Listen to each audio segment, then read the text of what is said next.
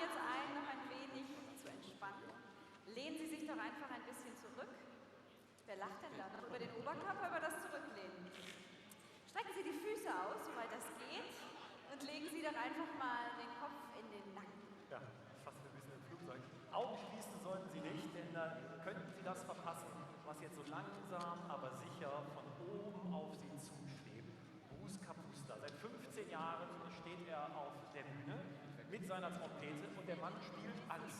Von Klassik bis Pop, es gibt eigentlich nichts, was diese Trompete nicht schon gespielt hat. Ja, aber was er noch nie gemacht hat, das ist auf der Trompete zu spielen und dabei in, ich würde sagen, 50 Metern Höhe auf einem Mond zu sitzen. Also es ist eine Mutprobe für ihn heute hier, deshalb unterstützen Sie ihn und begrüßen Sie ihn ganz herzlich. Hier ist für Sie Bruce Capusta. Wir drücken mir die Daumen da oben.